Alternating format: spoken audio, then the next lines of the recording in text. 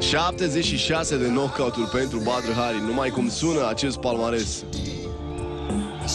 Victorii împotriva lui Shilt Ignashov sau Muzidi printre cei pe care a reușit să-i învingă Badr Hari.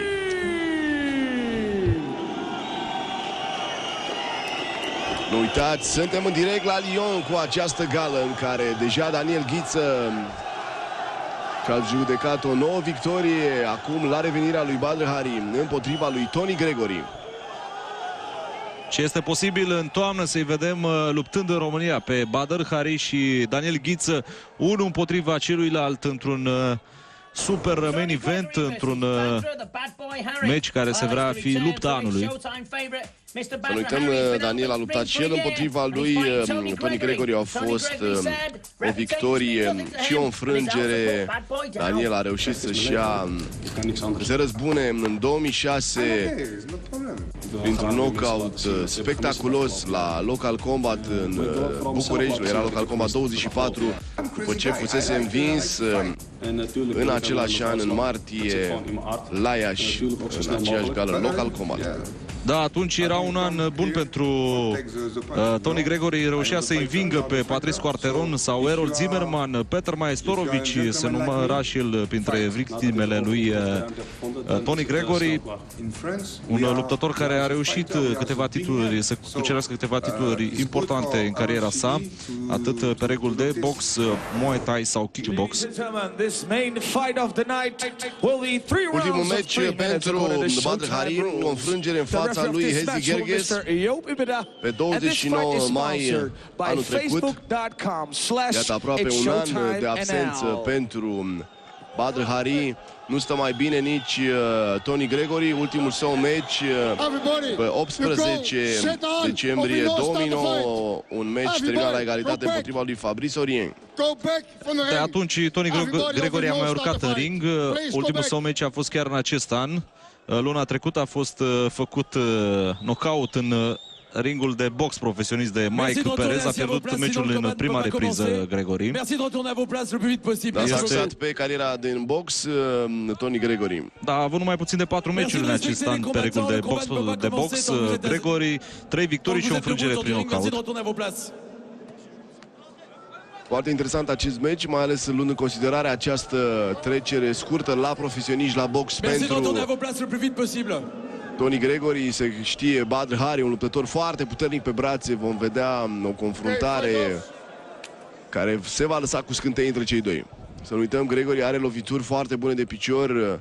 Meciul câștigat împotriva lui Daniel Ghiță s-a finalizat printr-un astfel de knockout cu un high kick. No back fist, spinning back fist. No elbows, no clinches. Over to make him on the back stop for the all, okay? Raise a good fight, shake hands on the back. Au primit ultimele indicații de la arbitru de ring cei doi luptători. Multă agitație în jurul ringului. Fanii s-au strâns în jurul ringului pentru a fi cât mai aproape de favoritul lor. Foarte mulți fani are Badr Hari la această gală din Lyon. L-am văzut și pe Melvin Manhoff, colegul lui Badr Hari, în colțul marocanului. Începe prima repriză. 3 reprize, câte 3 minute. A explodat sala la prima lovitură trimisă de Badr Hari. Să vedem reacția publicului la o primă serie mai legată. Iată direct acum din partea marocanului. Are o explozie extraordinară pe brațe Badr Hari. Static în acest moment Badr Hari. Încearcă să își cunoască mai bine adversarul.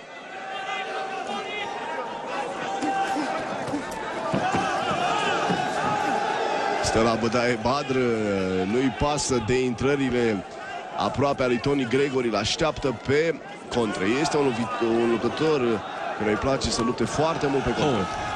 Ce direct a reușit acolo Badr Hari la ficatul lui Tony Gregory.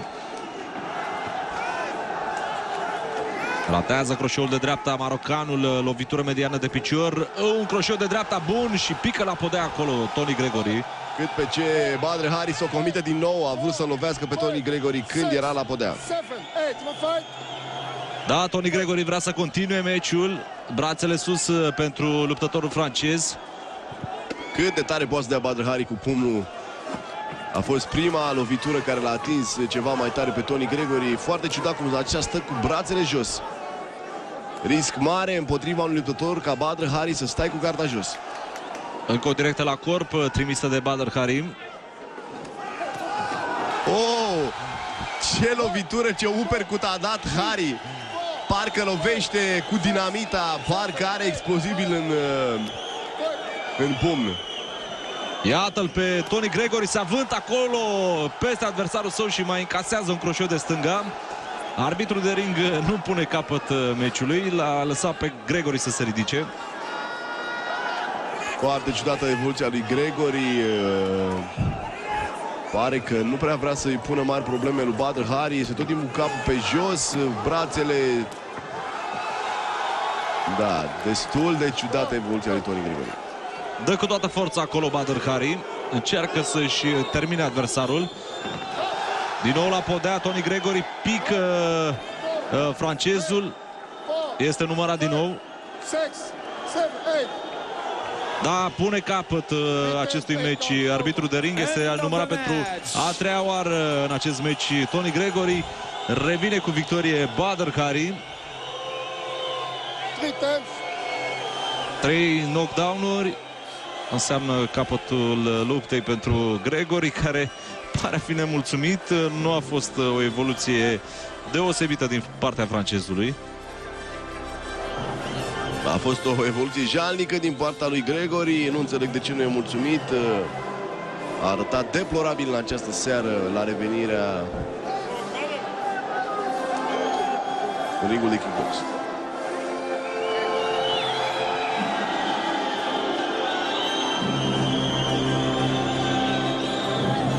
Entuziasmați marocanii prezenți la Lyon la această gală, de Badr Hari revine cu victoria. A dat cu toată puterea Badr Hari. Aici momentul în care Tony Gregory a încercat să-l surprindă pe Badr Hari. Fighters, please, to the middle of the ring. Câtă răutate are Badr Hari când se aruncă cu aceste lovituri de braț. Se citește pe figura lui cât de mult rău vrea să facă adversarului. Ladies and gentlemen, we have a winner of this contest. And the winner by a technical knockout in the first round from the red corner, Badr Hari. Câștigă Badr Hari după un an de absență în ringul profesionist, knockout în prima rundă în fața lui Tony Gregory. Aceasta a fost gala de la Lyon. Tudor Mihăiță și Valentin Halacenco, vă mulțumesc, noapte bună! Acest program v-a fost oferit de www.combat.ro. Bate netul în lung și în larț.